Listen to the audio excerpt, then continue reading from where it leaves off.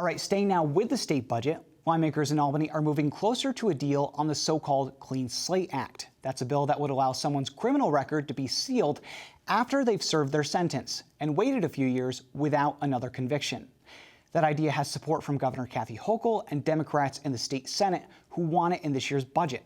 And as we've told you, that's due in less than a week. So the next few days could be make or break, at least for the time being. For more on that, I spoke with the bill's sponsor, Senator Zellner Myrie and Garrett Smith, a supporter of the bill from the Center for Community Alternatives, a criminal justice advocacy group.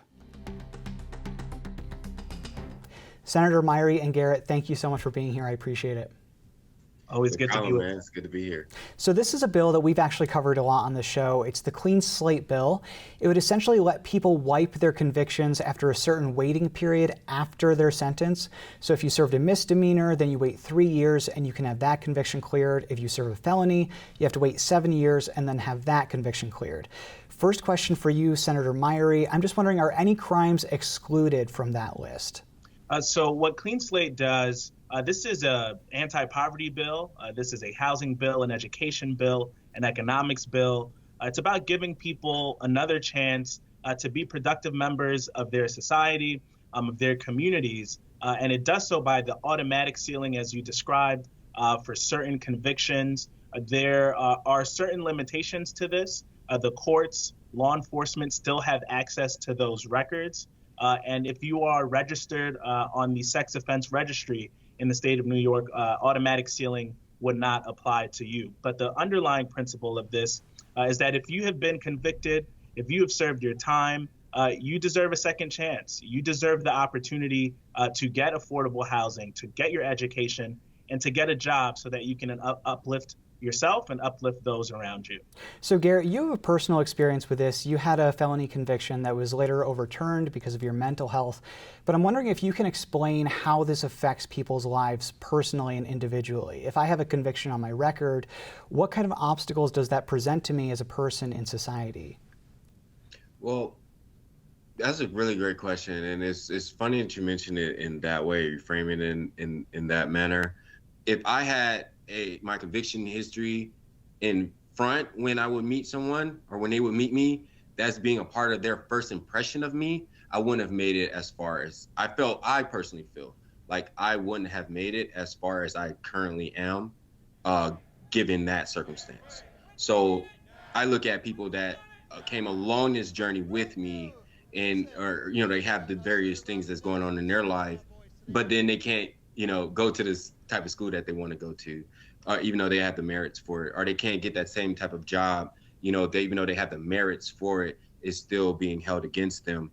And that impacts their overall quality of life when you think about them projecting forward. So, when you remove the systemic barriers or those man-made type of barriers from a person's life where they could just really be able to walk that path, well, whatever cards they may have been dealt, right? I'm not saying we need to start handing out meal tickets to people. I'm saying, well, whatever cards that person is dealt with, let that be enough with their life. Everything else we shouldn't be having the systemic barriers in place on top of the life barriers that people are already dealing with. So I think Clean Slate can definitely do that. When we're talking about systemic barriers, we're talking about things like if somebody's going to apply for a full-time job, they may have a background check and a prospective employer may see a previous conviction and say, I don't want that person working here. The same thing in certain types of housing situations. So I'm wondering, because we have Clean Slate, the bill, and as I explained, there would be a waiting period between the end of a sentence and when a conviction is sealed. And I want to ask this to you first, Garrett. So in that interim time, which I think we can all agree is probably the most important for somebody when they're trying to reintegrate back into society, what do you think the state should be doing to support those people during that gap? My thing is this: when a person is coming out, right, a person getting into the community, what I look at Clean Slate doing as when you think of an overarching understanding of it, is that Clean Slate is instilling hope for that person. It's instilling them with that drive for resilience. You might have whatever your rock bottom may be, whatever your baggage may be. You are at that rock bottom, but if you have some sense of hope or some sense of light at the end of the tunnel, you will work towards whatever it may be. But I don't feel like the state should be I'm not here to tell the state what to do. Basically, I feel like everybody should be able to live their own life and walk their own path, whether they need the state or not. You see what I'm saying? Well, Senator Myrie, what do you think the state could do in that gap? If we are going to head to a clean slate bill that does have that gap, 3 years for misdemeanors and then 7 years for felonies, what can those people do in the interim to really move forward in life? It's still obviously an obstacle during that time if you're going for a full-time job and somebody sees that you have a conviction. So, and for 3 years, that can be quite a long time, even for just a misdemeanor. So what do you think the state should do? Yeah, it's a tough thing to answer. I think Garrett eloquently expressed why there's some reservation about heavy state involvement. But I think at the very least, the state could be educating people on what is to come. Because as the bill outlines, one conviction, then the clock starts over. And so this is a public safety bill in that it incentivizes individuals to really focus on getting to that automatic ceiling point. And we have seen with many of the reforms that we make that the biggest obstacle is often the implementation. It's often that people just don't know that this is available to them. Even our current ceiling statute, part of the reason that we want to pass clean slate and make it automatic is that people don't know that they can seal their records right now. And in fact, half of a percentage point of those who are eligible make use of the current ceiling structure. And so I think at the very least, the state could be educating, sending out material, informing people that this is something that you could be eligible for if you remain conviction free. Is this year different? We saw at the end of last year's legislative session that both the Assembly and the Senate seemed to come pretty close to passing clean slate. Do you think that you can get it this year? Have things changed to the senators? I am cautiously optimistic that this year is different. What we have seen with Clean Slate is a coalition unlike what we've seen for any other campaign on these types of efforts. We have the private industry that has come out in pretty strong support of this. We have the faith community that has come out in strong support of this. We have major labor organizations that have come out in support of this. And most importantly, impacted individuals who have said, we need this and we need this now. That is an unprecedented coalition of individuals that I think makes this different than what we have seen in the past.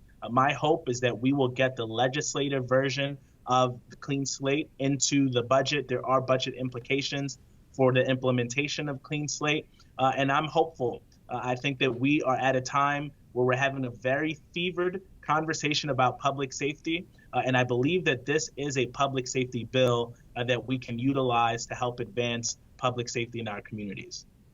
Well, let me shoot that last question to Garrett about that. So I can see the opposition to the bill being people that are concerned about what is happening right now, actually, in terms of somebody goes to apply for a job and now maybe a potential employer isn't able to see that somebody was convicted of something that might be relevant to that job in their view. How do you respond to that? How do you get people to sign on to your side of this bill?